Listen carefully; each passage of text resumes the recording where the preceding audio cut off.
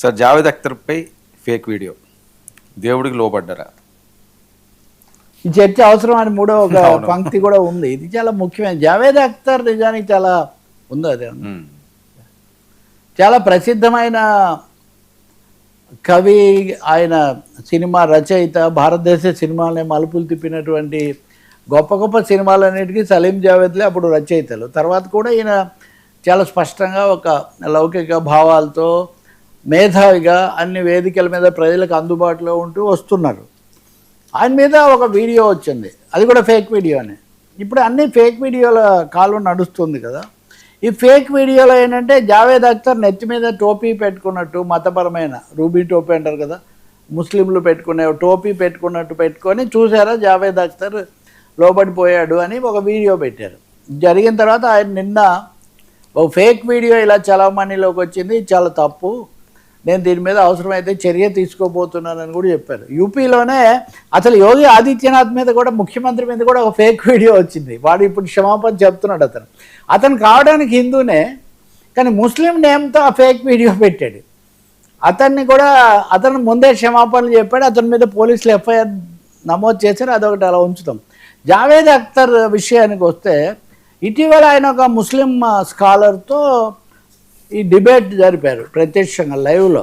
ఆ జరిపినప్పుడు దేవుడు ఉన్నాడా లేదా చర్చ. ఆ చర్చలో జావేద్ అఖ్తర్ తను చెప్పాడు. చాలామంది అంటున్నట్టుగా ఇన్ని అన్యాయాలు ఎందుకు జరుగుతాయి, ఇన్ని అక్రమాలు ఎందుకు జరుగుతాయి, దేవుడి పేరుతో ఎన్ని జరుగుతున్నాయి, ఇవన్నీ కూడా ఆయన చెప్పాడు. అతనేమో సమర్థించడం ఏదో చేసాడు, అది అయిపోయింది. అసలు ఈ చర్చ అవసరమా? దేవుడు ఉన్నాడా లేదా అనే చర్చ ఒక వేదికలో ఒక లైవ్ డిస్కషన్లో అయిపోతే అసలు ఇంకా ప్రపంచంలో ఇంకా అంతకంటే హాస్యాస్పదమైన విషయం ఏమి ఉండదు. దేవుడు అనేది ఒక విశ్వాసం. అనేక మంది ఉన్నావని కనుగొన్నామని ఎందరెందరో అన్నారే, ఉన్నావని చూస్తున్నామని నమ్మి ఎందరో ఉన్నారే, ఉన్నావా అసలు ఉన్నావా, ఉంటే కళ్ళు మూసుకున్నామని భక్త తుకారం కూడా పాడతాడు. సమస్య అది కాదు. ఆ చర్చ మీద యోగేంద్ర యాదవ్ ఒకటి రాశాడు. ఆయన కూడా మంచిది కదా, నేను ఇలాంటి చర్చలు చేసేవాడిని, చర్చ వృధా ఇది. ఎందుకంటే నమ్మేవాళ్ళు 90% ఉన్నారు, లేరు అనేవాళ్ళు కూడా ఉన్నారు, ఇదివరకు కూడా ఉన్నారు. భారతదేశంలో సాంఖ్యులు, లేకపోతే చార్వాకులు, నాస్తికులు అనేక మంది ఉన్నారు. అన్నిటికీ కూడా అవకాశం. దేవుడు ఉన్నాడని నమ్మేవాళ్ళు కూడా దేవుడు ఎలా ఉంటాడు, ఏ రూపంలో ఉంటాడు, నిరాకారుడు, నిరంజనుడు అని నమ్మేవాళ్ళు కూడా ఉన్నారు. సో రూపమే లేనివాడిని కొన్ని మతాల్లో, ఉదాహరణకి ఇప్పుడు మనం చర్చించిన ఇస్లాం మతంలో రూపం ఏమి లేకుండా వాళ్ళు ఒక విధంగా కొలుస్తున్నారు. చాలా ఎక్కువగా ముస్లిం నేతగా పేరుకొన్న జిన్నా కూడా పొరపాటున అల్లా ఫోటో చూశానని ఒక చోటు చెప్పినట్టుగా రఫీక్ జకారియా రాశాడు. అల్లా ఫోటో చూసే అవకాశమే లేదు, కానీ అన్నాడు. అది రికార్డ్ అయ్యి ఉంది పత్రికల్లో. అంటే ఈ మతాల పేరుతో ఇవన్నీ రకరకాలుగా చెప్తున్నారు.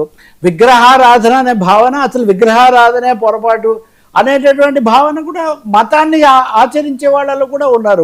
ఆదిమ బౌద్ధంలో బుద్ధుడికి విగ్రహం లేదు. మహాయానం, హీనయానం అయిన తర్వాత మహాయానంలో విగ్రహాలు వచ్చాయి. నేను చెప్పేది ఏంటంటే, దేవుడు ఉన్నాడు లేడు అనే చర్చ కంటే దేవుడు చేసిన మనుషులారా, మనుషులు చేసిన దేవుళ్ళారా, వినండి మనుషుల గోల, కనండి దేవుడి లీల అని రెండింటినీ కలిపి రాశాడు శ్రీశ్రీ. అందుకని మనుషులలో సంబంధించినటువంటి విషయాల మీద కేంద్రీకరించాలి తప్ప ఇదంతా ఎందుకు అని యోగేంద్ర యాదవ్. రెండోది, ఇలాంటి చర్చలతో ఇది తెగదు. ఆయన అనేది ఏంటంటే, శృతి మించిన ఈ చర్చ ఒక విధంగా మత రాజకీయాలు చేసే వాళ్ళకే ఎక్కువగా ఉపయోగపడుతుంది అని కూడా యోగేంద్ర యాదవ్ అంటున్నారు. ఇది థర్డ్ డైమెన్షన్. కానీ జావేద్ అఖ్తర్ అనేది ఏంటంటే, నేను నా భావాలకు కట్టుబడి ఉన్నాను. అనవసరంగా నేనేదో టోపీ పెట్టుకున్నట్టు ఇక్కడ జావేద్ అఖ్తర్ అనేది కూడా గుర్తుపెట్టుకోవాలి. ఆయనను కాదు, వీళ్ళందరూ ఒకటే. ఇప్పుడు భారతదేశానికి ప్రధాన శత్రువులు 2 మతాలు ప్లస్ పలానా రాజకీయ పార్టీ అని చెప్పారు కదా. కాబట్టి జావేద్ అఖ్తర్ మీద ఈ ముద్ర వేసే ఒక ప్రయత్నం ఇది కూడా మంచిది కాదు. ఫేక్ వీడియోలు మంచిది కాదు. అలాగే సాగదీసి ఉన్న ఫలానా ఇప్పటికిప్పుడు ఉన్నాడా లేదా తేల్చాను అంటే, శ్రీశ్రీ ఒక ఉదాహరణ ఇచ్చాడు. దేవుడు ఉన్నాడా లేదా అంటే, అప్పుడు ఏదో ఒక వాతావరణంలో ఉన్నాను నేను, ఇప్పుడు ఉన్నటువంటి కరెంట్ పోయింది, దేవుడు లేకపోతే కరెంట్ వస్తుంది, దేవుడు ఉంటే రాదని నేను అన్నాను, కరెంట్ వచ్చింది, కాబట్టి దాన్ని బట్టి లేడు ఉన్నాడు నేను చెప్పడం లేదు. ఎవరి అభిప్రాయాలు అత్యధికులు ఇప్పటికీ నమ్ముతున్నారు, అది నడుస్తూ ఉంది. సో ఒకటి ఈ చర్చలు వీటిని సాగ తీసుకోవడం ఒకటైతే, వీటిని పక్కదో పట్టించడం రెండోదైతే, వీటిలో మళ్ళీ మేము నమ్మేదే సరైంది అన్నది మూడో ఎక్స్ట్రీమ్ అయితే వీటన్నిటి నుంచి బయటికి రావాల్సిన అవసరం ఒకటి ఉంది. జావేద్ అఖ్తర్ మరి లీగల్ ప్రొసీడింగ్స్ ఏం చేస్తారు, ఇలాంటి విషయాల్లో మతాలు రాజకీయాలు తేడా కూడా లేదు. ఎందుకంటే కంగనా రనౌత్ అని ఒక నటీమణి ఉంది, జావేద్ అఖ్తర్ ఆమె మీద కూడా కేసు వేశారు, ఆమె క్షమాపణ చెప్పి బయటకు వచ్చారు. కంగనా రనౌత్ మీద కూడా ఇలాగే ఫేక్ పోటీ పెట్టారు. ఆమె కూడా ఈ ఫేక్ వీడియోలతో నేను తట్టుకోలేకపోతున్నాను అని ఆమె కూడా ఒక బలమైన స్టేట్మెంట్ కూడా ఇచ్చారు. ఆమె బీజేపీ ఎంపీ అనుకోండి. కాబట్టి మనం ఈ ఫేక్ వ్యవహారాలను అరికట్టాల్సిన అవసరం ఉంది. మూడోది, సున్నితమైనటువంటి ఈ చర్చలను పక్కదో పట్టించే వాళ్ళ పట్ల కూడా చాలా అప్రమత్తంగా ఉండాల్సిన అవసరం ఉంది. మానవ సేవే మాధవ సేవ అని చెప్పినట్టుగా ముందు మనుషులకు సేవ చేస్తే తద్వారా అన్నీ వాటి అంతగానే జరగాల్సినవి జరుగుతాయండి. Right sir, thank you so much Ravi గారు. ఇది ఈనాటి frankly with Telakapalli. Station to 19 news.